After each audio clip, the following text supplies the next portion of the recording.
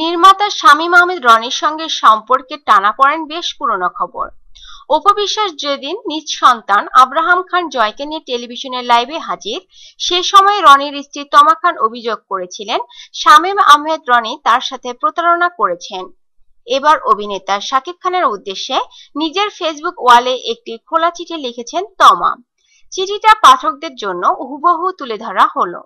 আজকে আমি অত্যন্ত দুঃখ নিয়ে কিছু কথা ফেসবুকে সবার সঙ্গে শেয়ার করতে যাচ্ছি। যদিও আমার ফ্যামিলি থেকে পরিষ্কার করে বলে দেওয়া হয়েছে তারা কোনো ডিসিশন না আসা পর্যন্ত আমি যেন আমার ব্যক্তিগত বিষয় ফেসবুকে আর না লিখি, কিন্তু আমার আর চুপ করে থাকার মতন অবস্থা নেই। এভাবে চুপ করে থাকতে থাকতে আমি হয়তো একদিন স্ট্রোক করে মরে যাব। তাই ফ্যামিলিকে ধরতে গেলে অগ্রাহ্য করেই আমি আমার না বলা কথাগুলো ফেসবুকে বলবো, কারণ আমিও তো একজন মানুষ, আমারও কিছু মতামত থাকতে পারে, কথা থাকতে পারে যেগুলো অনেকের জানা নেই, হয়তো জানানো উচিত সবাইকে। যেখানে জীবনটাই আমার সেখানে কথাগুলো নিশ্চয়ই আমার। জানিয়ে রাখা ভালো আমি কোনো দুধে ধোয়া তুলসী পাতা না, অথবা পীর বাবা না, কিংবা নায়িকা শাবানাও না। যাই হোক, আমি এখন কথাগুলো বলবো একটা চিঠির মাধ্যমে, এবং চিঠিটা লেখা হবে একজন সুপারস্টারের উদ্দেশ্যে। বিশ্বাস করুন বন্ধুগণ, সস্তা পাবলিসিটি অথবা আলোচনায় আসবার জন্য আমার এই চিঠি লেখা না।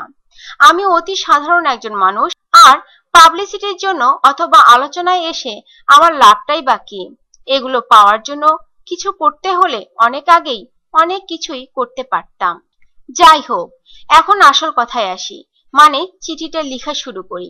আশা করি খুব শীঘ্রই কথাগুলো প্রাপকের কাছে পৌঁছে যাবে। লেখা শুরু।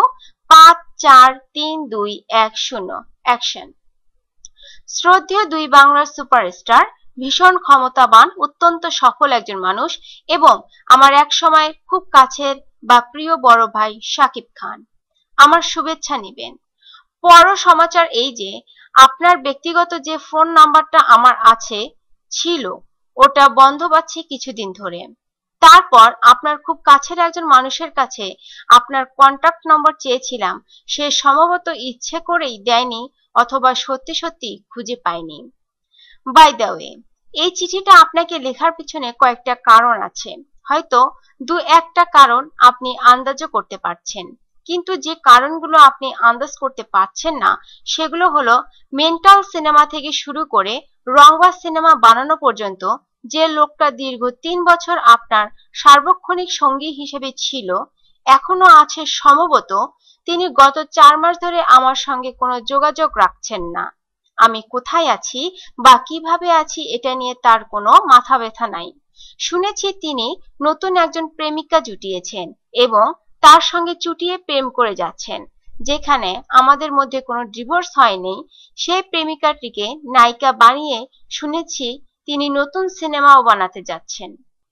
ইতিমধ্যে আবার তার নতুন নায়িকার কিছু স্টিল ছবি বা ভিডিও কেউ একজন আমাকে ফেক আইডি থেকে পাঠিয়ে জানিয়েছেন উনিও নাকি বিবাহিত, এবং এই সমস্ত নোংরা জিনিসপত্র মিডিয়াতে ছড়িয়ে দিতে ফেক আইডি ধারী রীতিমতো আমাকে অনুরোধ করেছে। আমি সেই ফেক আইডি ধারীকে জানিয়ে দিয়েছি দুঃখিত। এদের কাছে ভালোবাসা ভেঙে যাওয়া মানে ছবি বা ভিডিও ছড়িয়ে দেওয়া। উফ, কি জঘন্য পরিস্থিতি। এনিওয়ে, প্রেমিকাটির বা নতুন নায়িকাটির লুক একসময় অতি জনপ্রিয় চিত্রনায়িকা ময়ূরীর নিউ ভার্সন।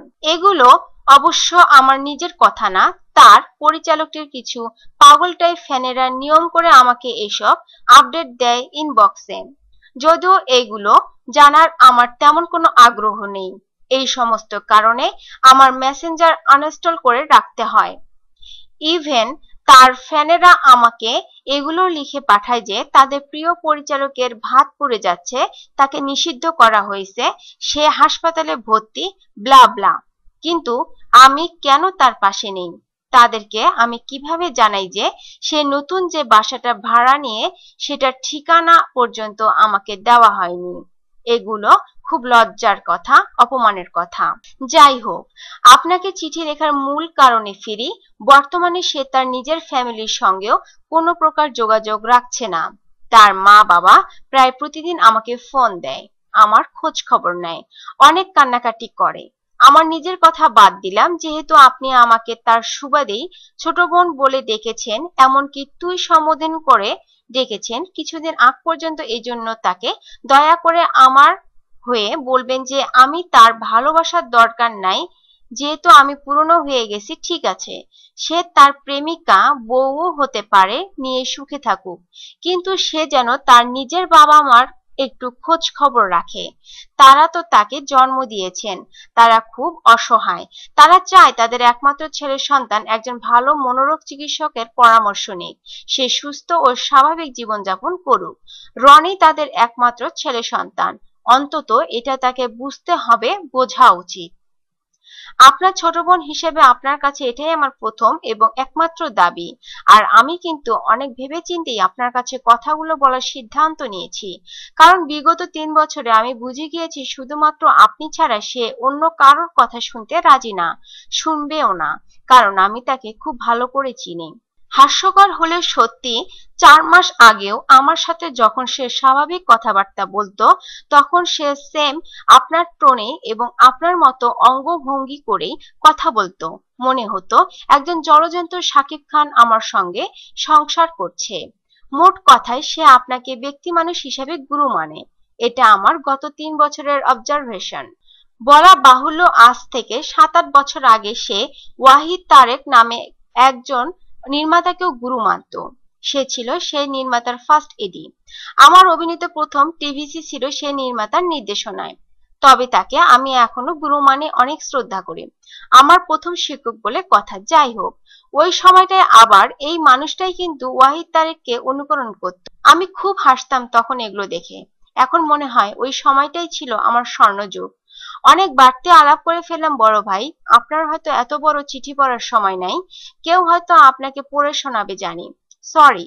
তাহলে আরেকটু বাড়তি কথা তবে বলেই ফেলি, আপনার কি মনে পড়ে বড় ভাই, রাত 2টার দিকে একদিন ফোনে আপনাকে খুব করে ছেড়েছিলাম একটা বিশেষ কারণে, এই জন্য আপনি পরদিন আমাকে দজ্জাল বলেছিলেন।